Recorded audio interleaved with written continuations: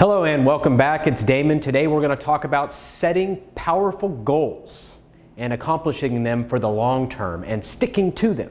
So staying focused on those goals. The first thing is that a lot of people say a goal is a dream with a deadline, but that only fills one of the 5 criteria that you need to actually have a goal. Goals contain 5 components, okay? 5, not 1, which is a deadline. Okay, so the first component is being specific. So when I talk about specific, it has to be something that is actually a specific number, which ties into number 2, which is measurability, right? But it needs to be clear. It has to have clarity, so that way it's easier. The more crystal clear your goal is, the more that you're going to have motivation and daily reinforcement to attain those things. So let's get into that.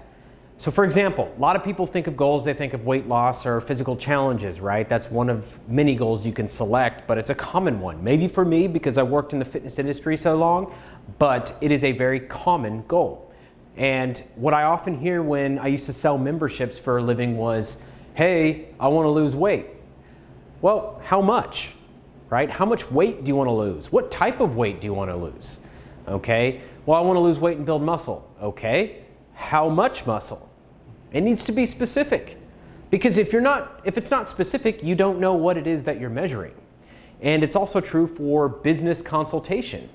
I would talk to a particular business and I'd say, what is it that you're hoping to accomplish, or how are you tracking your lead conversion, or what is it you're measuring, or what's the effectiveness or return on investment on your ad spend? All those things are important. And they give me the answer of, I don't know. Well, that's why you're struggling. You need to start measuring what it is you're trying to accomplish. You can't measure something that has no substance to it, right? Nor is it clear for you. There is a mechanism in our brain called the reticular activating system, right? And Tony Robbins talks about this. A lot of different people talk about this, maybe not just Tony Robbins, but it is the compass of our mind, right? It is what focuses us in a particular direction to make us accomplish things. And if you think about this, it is a mechanism in which maybe you've been looking for a new house or a new car or something that maybe you're on the market for a new date, right? All of this has to do with the reticular activating system. It aligns our brain with what we're looking for, which ties into my other video, and you can look back on the playlist about mindset, that is all about directional thinking, right? Because it puts us in a direction. So when I talk about the reticular activating system, what I'm talking about is being aligned to a specific outcome, because if we focus hard enough, if we pay close enough attention to it, what happens as a result is this. That's the thing that you start seeing. Everything else fades away in the distance because the brain is focused on it. So if you're looking for a new house, usually we'll see more for sale signs in the yards. You'll see more houses for sale. You'll see different types of houses. You'll pay more attention to them. You will also notice what house may be in what market. Those things start expanding open for you. Previously, they may have not been really in your awareness. If you're looking for a new car, it's the same outcome, right? You start seeing that car everywhere. It was like when I was looking to buy a new car of mine, I started seeing them everywhere. Even though it's a semi-rare car, you don't see them all the time. And you'd be like, oh wow, they just started popping out of the woodwork. You start seeing them. And that is the reticular activating system. It pays attention to the details that help you get that goal. So when I say specific, that's clarity. And when you have that clarity, you start allowing those things to come into fruition. Your brain is paying more attention to those things. So think of the reticular activating system as a compass for your brain, right? It's aligning you to a particular perspective. It's allowing you to start pursuing whatever goal that it is you set for yourself. Mental clarity is really, really important. And a lot of people don't have it. They have some kind of dream they want to accomplish, but they really haven't sit down enough to have that crystal clear clarity. I've often been asked in my life by friends and coworkers alike, is that how do you stay motivated all the time? How are you always encouraged to keep working even though you're not getting results? So what is it that motivates you so much? It's having crystal clear vision, crystal clear goals, right? And reminding myself of those goals every day. That's hard for a lot of people because you get other things that are being inputted into your mind, and sometimes those goals disappear into dreams and then dreams fade away, right? Well, as if they're goals that are forefront of your mind and you're consistently realigning your reticular activating system to chase or pursue those particular things. So that's specific. The next thing is having a measurable goal. Can you measure that goal? Okay. So yeah, you want to lose weight. You want to lose 10 pounds. Can that be measured? Well, it depends. You want to lose 10 pounds of body fat? Absolutely, that can be measured, right? We can use some body fat calipers. You want to increase your profits by 20% in your business. Can that be measured? Absolutely. If you don't have measurements, you're not able to track results. You're not able to tweak. You're not able to make modifications because you don't know where you're at in the process. Yes, your goal may be specific, but it may not be measurable. You can't see where you're at in the running to possibly attain that goal. So you've got to set a real powerful measurement for that goal. And it can't be something loose either. If you're looking to increase profits, what drives profit, right? Because profit is actually a result of several other goals in between. In order to get profit, I need to do a particular type of math. Some people call this millionaire math, right? What is the profit that I need to attain to accomplish this goal? Or what is it that in losing weight, how many calories do I need to track? What type of calories? So I'm going to eat percent of protein, percent of fat, percent of carbohydrates, right? So being able to pick those things is key to being able to help you get the result. Because losing 10 pounds, sure, you can measure 10 pounds and you know it's 10 pounds, but how are you going to actually accomplish it? Well, you have to have sub-goals and things that you can move the needle on daily. So what is it that you can measure? Well, you can measure calories in and calories out at a very high level, right? So you need to have those specific measurements down so you can track progress and tweak. You can go, okay, I can pivot here, I can adapt here, I can change here, right? So those are the few things that you can do to make things a little more measurable for yourself. But the more that you're paying attention to this, the more you're going to be focused, right? Focus comes from aligning that brain pattern to whatever goal it is you wish to attain. I've said this and I said this and I said this. So just make sure that if you're really wanting this thing, you're going to have to adapt a few things. You're going to have to give a little bit. And then you can accomplish it, right? You can actually have this particular thing that you're wanting as long as it meets the other criteria. So the next thing is it attainable, right?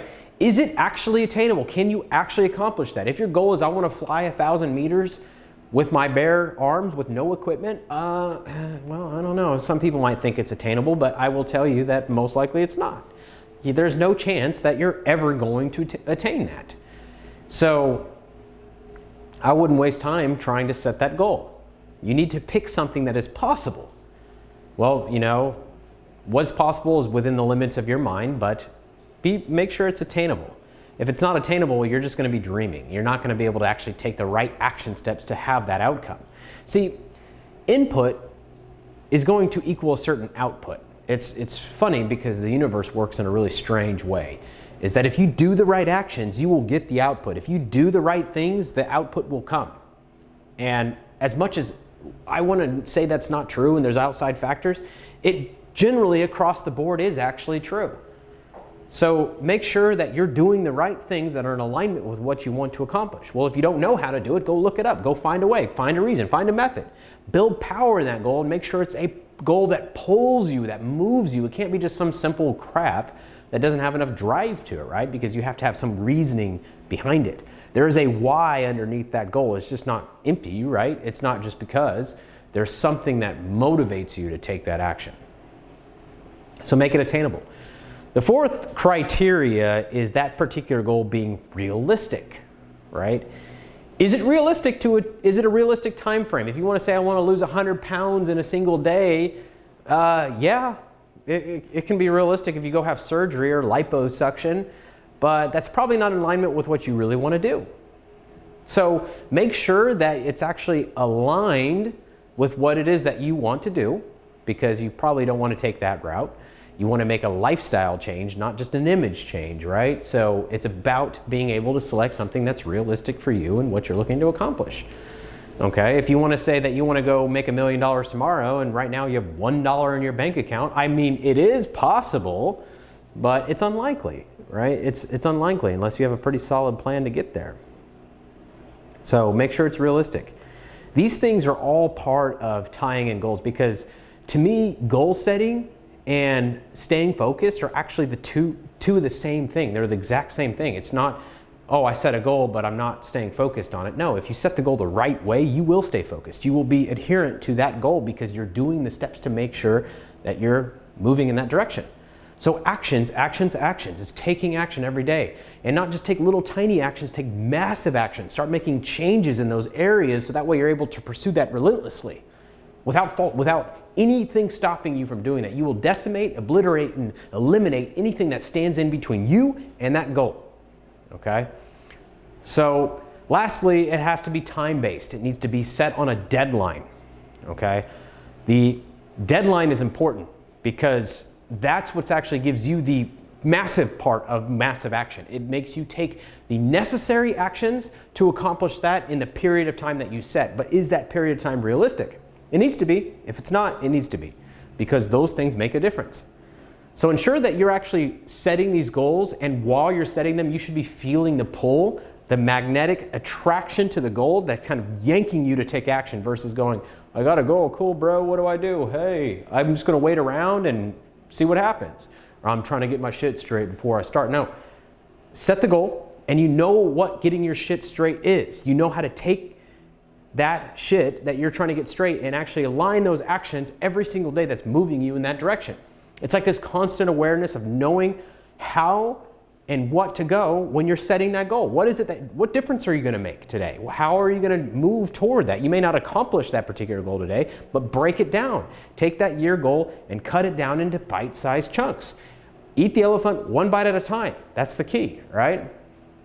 So don't feel like you have to somehow motivate yourself to stay focused. Don't feel like you have to get a kick in the rear to go. I mean, you can get that. That's what a lot of people have coaches for, just kind of swoop you and kick you in the rear and get you moving. But the reality is that you don't need all that coaching, right? You really don't need it. You need coaching to an extent. You need training, yes. You need somebody who's professional at what they do. So if you're lacking skill, that's one thing. But it's important that you look at the bigger picture, right? How is my environment affecting my ability to pursue this goal and to set that goal and review that goal daily? Do I have the skills to accomplish that goal? Do I have the particular beliefs that are not in alignment with that goal, or are they in alignment with that goal? Do they contradict or conflate with my values or my identity? So these are the challenges that are going to stop you or help you move you toward that goal, right? They're going to help you get there, or they're going to stop you from getting there. And this is what we call an NLP ecology, right? Check the ecology. Because if you find out that attaining that particular goal removes something in your life that's actually benefiting you, you are going to self-sabotage. No question about it. You're going to stop yourself from attaining that goal, then you're going to blame something else, because the last thing you want to do is say, look, I sabotaged myself because I actually am getting some kind of satisfaction from this particular action that I'm taking. Okay? So make sure that you check your ecology when you're setting goals too. So here's how it needs to look. You have an idea, a dream, right? Well, this is what I need to accomplish. This is the direction that I want to take my life. This is where I want to wind up. The first thing you do is write that down, get as specific as you can. What does it look like? What does it taste like? What does it feel like? Where are you at? Why are you there? What's going on in that room? What do you hear? What do you see? What do you feel? What's the environment like? How exciting is it, right? Get it so crystal clear in your mind that you know exactly what it is that you're trying to attain. Then, at that point, you're going to say, what is it going to take to make that happen? Okay? What is the single most important contributor to that particular experience that you're looking to create for yourself, or maybe it's an outcome, right? What is that exact thing? Maybe it's more money. Maybe it's having a better physique. Maybe it's something else, right? Maybe it's stopping smoking. Maybe it's being more of a family person or connecting more in your relationships. Whatever it may be, you need to narrow it down. At that point, you need to go, okay, what actions, what is the specific thing now that I can measure that's actually showing progress in that area, okay? So if it's improving a relationship, you got something ambiguous, right? Well, what's improvement? Okay, so is improvement spending more quality time together? Is it the quality of that time? Maybe if you need some kind of feedback on that. So maybe your experiences with your partner or your spouse, you're finding that you are not doing as good as you could be in that relationship, if you're really honest and you really want to attain this goal, maybe you need to have your partner or spouse give you that feedback and tell you that they're going to give this experience a 7 out of 10 because you didn't do X, Y, and Z, and you got to be open to it. Now you got a score, right? And then you can say, you know, I want the average of those scores to be able to be improved over the course of time. Now this may sound a little technical, but if you can't measure it, you're not going to make much progress, right? See, I learned this in my relationship a long time ago, is that I'm getting better is the quote that sometimes was true and sometimes was not true, right? So I can say, I'm getting better every day. Well, are you? Because she would be upset and she'd say, oh, look, my rebuttal would be, well, I'm getting better. And she says, I don't see it. Then it makes me upset because I'm like, dude, I feel like I'm getting better. What are you talking about? Like, look at this and look at this example and this example. But there's an experience that she's having that has more weight than the changes that I've made, right? So giving that feedback, she's giving me that feedback, my quality score is failure. I have failed in making improvements in that particular situation. So the idea is that if you're going to do that, you need to measure what it is that you need to be specific about that particular thing. Okay, so if you have another goal, I'll do another example. If your goal is to have a successful business in 5 years, right? Well, what does success look like? Is it $100 million in profit? Is it $100 in profit? Is it $100,000 in profit per month, per year? What are you looking for, right? Get specific. Then you need to know what it is that I need to have to make that happen. So in a business setting, it's going to be your lead conversion, your number of leads, how you're generating those leads, right? It's also going to be the average number of orders from the customers. It's going to be the average dollar sale, and it's going to be your margin. Those are the things that are going to really impact your overall profit. And those are things that you can directly influence. Can you change your margin? You're damn right you can. Can you change your average dollar sale? Yes, you sure as hell can. Can you change your leads? The number of your leads? Yep, you sure can. Can you convert? Can you change your sales strategy to convert those leads? Absolutely. But can you change your profit directly? Well, no, not unless you change one of those factors. So now I'm breaking that goal down into sections in which I can modify and make changes to too, right? So it's important that you understand that some things are an intangible result of modifying the levers, pulling different levers to make things move and moving the needle toward your goal, right? So maybe you're like, I don't know what levers I need to move. And that's where you need to seek outside advice, whether it's in books or experts in the field or whatever it is you're trying to improve. Okay, so as you're going through this and you're writing that goal down and you've created a crystal clear picture, you have an idea of what it is you want to accomplish, you've broken it down into something specific, and you're digging deep and you're really finding out what the emotional reason behind that goal is, what you're trying to avoid or what are you trying to move toward. Now it's becoming more, you should ideally, or really if you're doing everything right, you should start feeling this pull toward this goal. I don't give a shit what personality type you are. If you do this, you're going to start feeling a pull toward this goal.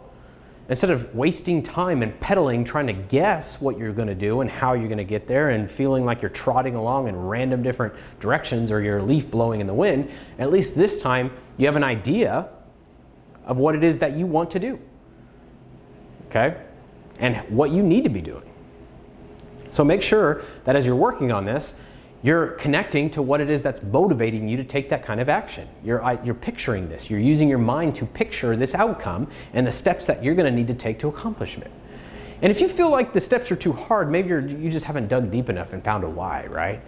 But this is what happens. Now, once you have that goal, you're going to feel some serious motivation to start pursuing it. But tomorrow you wake up and it's gone. It's like, oh, well, it doesn't matter that much. I don't know what I was thinking. It's because you need to review.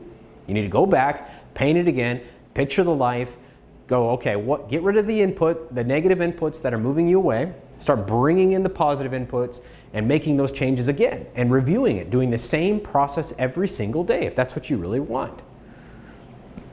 Now, is this the only method? No, but it's one that's worked for a lot of people I've worked with. It's one that's worked for me. So it's time to get a little bit of passion up to that surface, but you need to have the how, right? You need to make sure your environment's right. You need to make sure that your ecology is correct. Is it taking away something that's giving me satisfaction right now? And if it is, I need to find a way to fulfill that satisfaction in some other way. So I need to take care of that problem first, whatever that may be. So eliminate the obstacles right up front, and that'll be a lot easier for you to be able to make those changes. So, review, SMART, right? SMART goal. S, specific. M, measurable. A, attainable. R, realistic. And T, time-based, right? Time-sensitive or time-based. Make sure your goals are SMART, and as you're doing this, don't rush through it. Take your time. Really iron out what it is you're hoping to accomplish. And if you have that, you're able to take those things and actually start applying it, and don't rush through it.